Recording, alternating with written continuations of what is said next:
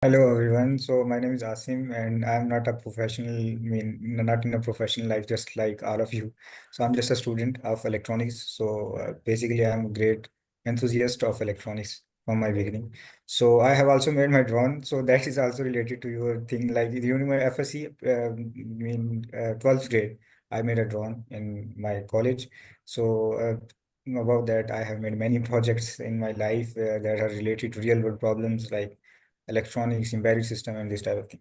So I'll discuss two or three of them. So one is a bionic leg. I am amputee, and there are a lot of problems in like people who are living in countries like Pakistan, so they do not have the bionic legs and this type of thing, even not a prosthetic legs.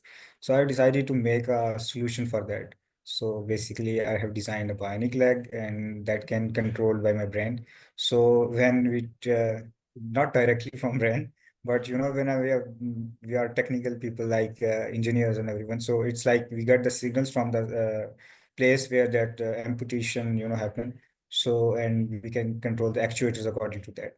So that's working, and I'm currently improving that as well. So about that, I have made many projects. Like one of them is related to the environmental problems, like in Pakistan, the smogs and everything happens. So I have designed environmental system that can filter the smokes and other gases from that. So that my drone was basically I have an idea to make a drone like wheelchair type, something that can fly. I was in wheelchair. I spent more than almost 10 years on wheelchair. So at that time, my basic motto was to find a solution for my own problems. That is not Hmm. for me, but there are a lot of people who are also facing this thing. So I tried to make a drone that was perfect and it was working and everything. But when it comes to wheelchair and making something that fly with you, so it's very tough. And mostly the things that I faced during that problem, that project was batteries. So batteries are the major problem. Flight time is the basic thing, I guess. In Pakistan, you can't find better batteries. I have used that lipo batteries. So the flight time of them was 5 minutes, 2 minutes, 3 minutes when it comes to heavy load on lighter weight drones or toys or something, so we can easily manage it. But when it comes to fly something with you and weight and all those things, so it's a little risky. And it also happens with the bionic leg as well. So I actually wanted to know from you that thing. And when we make that things that are related to human body and something like that, so there comes risks. So we have to minimize them, of course, and that comes with inaccuracy of that things as well. Sometimes we get the signals and we always try to figure out the best position and calibration of these things, but usually nothing is absolutely, we can say, that ideal. So in practical world we have a lot of problems for that. So I want to listen from your expertise that how you tackle with them and how we find the solutions for that.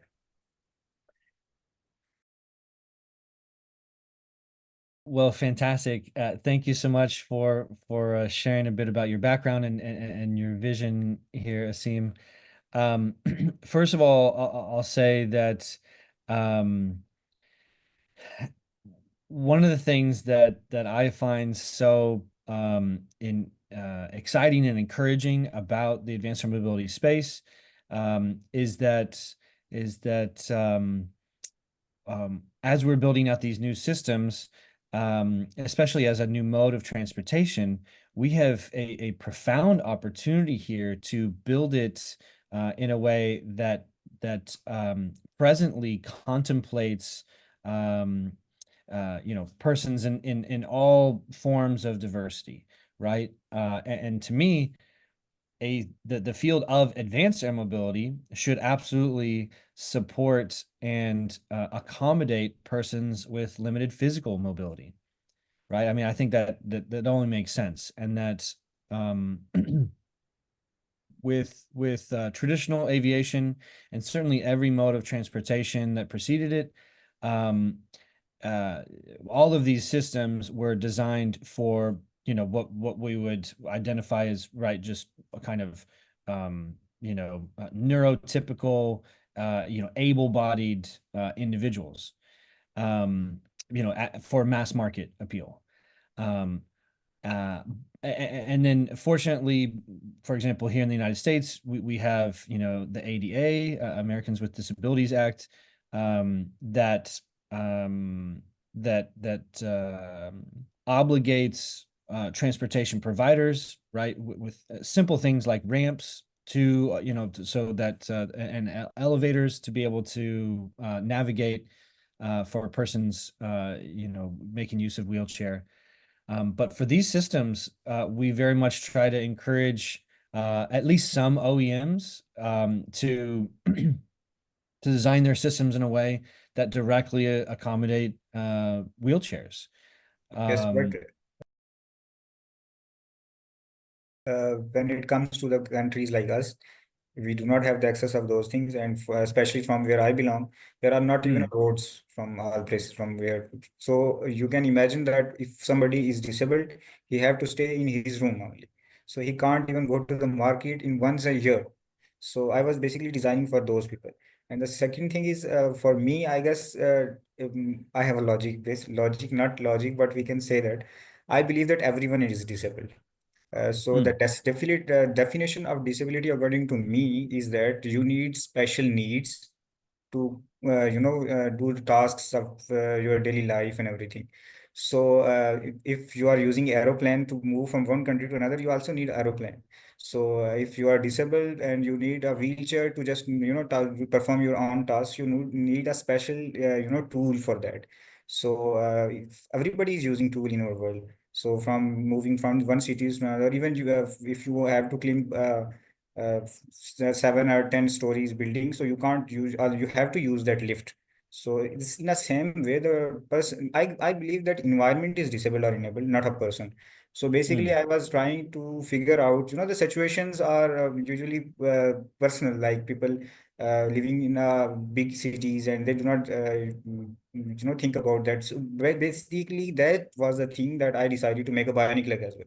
So a mm, person who is trying to design and trying to figure out what problems the person that do not have the leg is feeling. So it's quite, he missed a lot of things. When, sitting in a room and imagining things is quite different thing than to face by your own self and then to find a solution for that. So basically mm. this was the reason. So ramps and things are not feasible in that area that where I belong from. So that's why I decided to make. Well, your work is certainly commendable, and you're preceded by an incredible number of innovative thinkers and entrepreneurs, inventors, that have taken this same approach, that you have to say, hey, I'm experiencing some pain point, some difficulty in my life. I would love to design a system or a tool to help people like me. So very much commend your efforts in that way. I'm keenly aware of the vast differences in infrastructure development related to personal mobility. Um, and therein lies a significant part of our advocacy. There's been an incredible amount of investment dollars, but also media attention, internal to the AM industry, that focuses almost exclusively on the use case of um, air taxi by eVTOL, aimed at high net worth individuals. Um, and while we acknowledge that there's likely a market for it, right? There's probably enough rich people who want to skip out on traffic that they could, part with their, with the high ticket costs. But um, use cases like you're describing, right? Helping individuals who are wheelchair bound. Um, Not only is it clearly more objective good that's being done in the world, I think that it has incredible potential to lead with a positive first impression for the greater public. And, as I said at the beginning, public awareness is still lacking dramatically. And I feel strongly that if everyday people they hear about fantastic projects like yours and they say, hey, that's fantastic, this technology is aimed at helping people. I mean, gosh, a lot of folks wouldn't be able to um, directly sympathize with only being able to like you shared, go to the market, once or twice a year. um, but but at the same time, many people will be able to empathize with those challenges. And so that's why we're working so hard to try to amplify and get the word out about projects like this that help people in an unmistakably positive way. Um, Everyday people that can be that frankly need more um, opportunities than high net worth individuals. I don't think we have to worry about those folks finding some way to get from A to B with existing means. So again, kudos to you on thinking innovatively and trying to help